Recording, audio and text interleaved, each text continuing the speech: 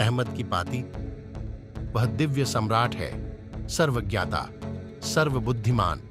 देखो, बैकुंठ कोकिला अनंत तरुवर की टहनियों पर पावन और मधुर स्वर में गा रही है। परमेश्वर की निकटता का शुभ संदेश भक्त जनों को सुना रही है।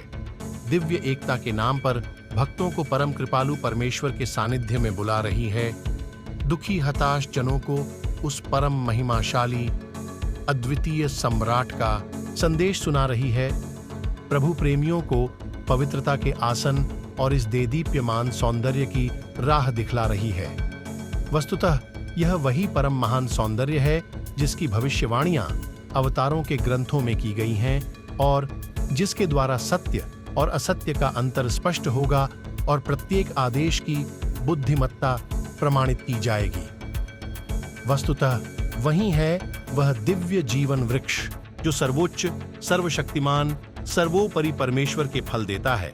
ओ अहमद, तू इसका साक्षी बन कि वही ईश्वर है और उसके अतिरिक्त अन्य कोई ईश्वर नहीं है। सम्राट, रक्षक, अतुलनीय, सर्वसमर्थ। और प्रभु ने जिसे अली के नाम से अवतरित किया, सत्यमेव वह परमेश्वर की ओर से ही आए थे, जिनके आदेशों का हम सभी पालन कर रहे हैं। कहो, हे लोगों, प्रभु के उन विधानों के प्रति आज्ञाकारी बनो जो बयान में उस प्रतापशाली सर्वबुद्धिमान द्वारा आदेशित हैं। सत्य ही वह अवतारों का सम्राट है और उसका पवित्र ग्रंथ मातृ ग्रंथ है। काश तुम यह जान पाते। इस कारागृह से दिव्य कोकिला प्रभु का यही आह्वान तुम्हें सुना रही है। उसे तो बस ये स्पष्ट संदेश देना है, जो भी चाहे उसे इस संदेश से विमुख होने दो और जो चाहे उसे अपनाने दो प्रभु का पद। ओ लोगों, यदि तुम इन श्लोकों को अस्वीकार करते हो तो किस प्रमाण के द्वारा तुमने परमेश्वर में अपनी आस्था दिखलाई है, उसे बतलाओ। ओ मिथ्याचारियों के समूह, नहीं जिसके हाथों में मेरी आत्मा है, उस परमात्मा की सौगंध। वे सब मिलकर भी यदि एक दूसरे की सहायता करने लगे तब भी वे ऐसा करने में समर्थ नहीं हो पाएंगे। ओ अहमद, मेरी अनुपस्थिति में मेरी अनुकंपाओं को न भूल और अपने जीवन में मेरे दूरस्थ कारावास के इन दुख भरे दिनों और निष्कासन को याद रख। मेरे प्रेम में इतना अटल बन कि यदि तुझ पर शत्रुओं की तलवारों के प्रहार भी बरसने लगे और समस्त पृथ्वी तथा स्वर्ग की सभी शक्तियां तेरे विरुद्ध खड़ी हो जाए, तब भी तेरा हृदय शंका से विचलित न हो। मेरे शत्रुओं के लिए तू अग्नि की ज्वाला बन और मेरे प्रियजनों के लिए अनंत जीवन की सरिता और उनमें से न बन जो संदेह करते हों। और यदि मेरी राह में तुझको घेर ले संकट या मेरे कारण तुझे सहन करना पड़े अनादर, तो उनसे मत घबरा। प्रभु, अपने पूर्वजों के प्रभु में विश्वास रख। लोग मिथ्या संदेह की राह में भटक रहे हैं। विवेक से हीन वे अपनी आंखों से ईश्वर के दर्शन कर पाने में असमर्थ हैं अथवा अपने कानों से उसकी दिव्य वाणी को नहीं सुन पाते।